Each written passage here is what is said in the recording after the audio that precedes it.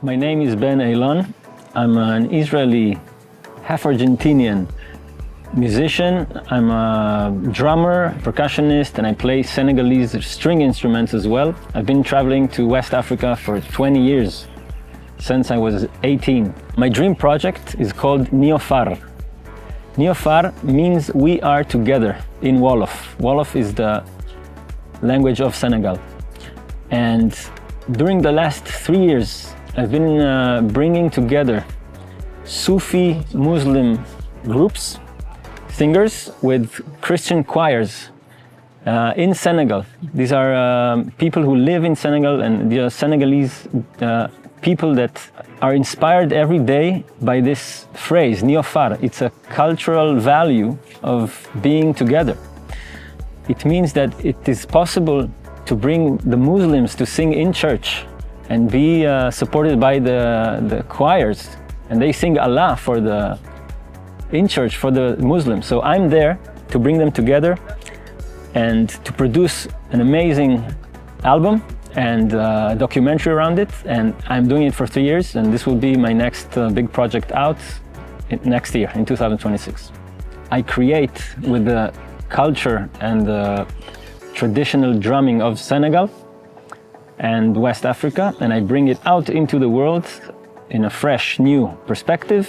I collaborate with musicians in Japan, in Europe, and basically all over, inspired by the Senegalese music tradition.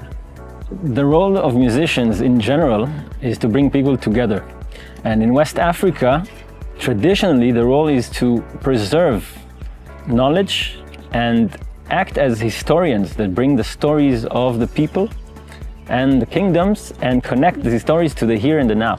So in Israel, which is a super vibrant society with a lot of cultures also, the music is actually the tool to bring people together, whether it's to dance or to listen or to just share a moment of togetherness. This is our role. Not only I believe that music can cross boundaries of politics and beliefs, this is actually what it does. That's one of the best tools and instruments to bring people together, regardless of where they come from, what they believe. Let's say you take a musician from Japan and you bring him together with a musician from Senegal. They will just play together, and this immediately takes down all the boundaries and differences.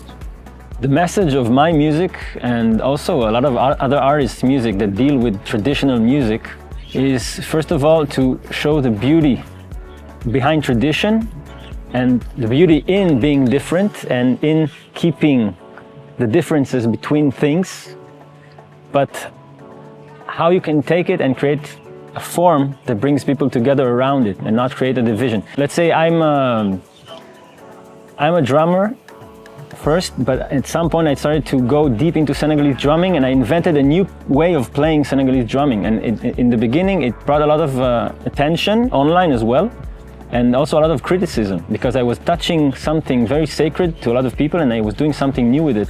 Once they understood that what I do is from going deep and understanding the essence of it, they started to appreciate it. So the message is respect tradition, but create something new with it for future generations. Because of the fact that Israel is a melting pot of so many cultures and traditions, Jewish and non-Jewish, coming from literally all over the world, it creates an ability for Israelis to understand music and art in a very deep way, in a very open-minded practice. Just the fact that you can hear different languages, hear different music styles as a child already opens your mind and your creativity to absorb and to execute. I draw my inspiration basically from West Africa and very specifically from Senegal. I've been there for 20 years, and I'm a part of a specific family, the Ndiairos family. And the grandfather of the family, Doudou Ndiairos, is a father of 50 children by 4 wives. And it's a true story, and he's been my inspiration for 20 years, and everything I create is around this knowledge. So I went very deep into that tradition. I'm not so connected to any Middle Eastern genres or music styles. They have influenced me and my ability to absorb music, but I'm fully devoted to Sufi, West African, Senegalese music. Cultural diversity is a strength, but it depends on how people see it, because it can create diversity when it triggers fear. When people see things that are different to them, it doesn't matter. Even if you go to Senegal, you can see a native Senegalese or immigrant from Guinea-Bissau, and there is racism there. There is something that is not willing to accept the other, and it's something that is rooted in the human behavior and essence. So it's our job to use it as an inspiration for creativity and for wanting to know the other side or the other person or the other culture. When musicians from different traditions come together, what brings them actually together is rhythm.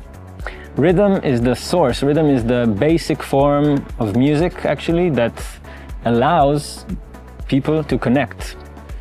My music forms dialogue by the essence of it. This is what it does, because I create around the tradition which is not mine, but I went very deep into it. I've written books of the rhythms. I play with the traditional musicians that play tradition of centuries. So by doing that, immediately I create the dialogue, and whatever I create with it creates another dialogue with the people around the world that listen to it. Creativity helps people cope with difficult realities because that's the only way out. When you have nothing, let's say you live in an isolated area or a deserted place and all you have is root vegetables, rice and some fish that you can catch in the beach, so you create a full menu from these ingredients. And this is possible only with creativity. Creativity is also wanting to see the differences between people and connect, because it's insight. Once you are creative in your mind, and once you're open to get an insight, you can actually create something new, and creativity is the way to survive. The instruments that I play are drums, drum kit.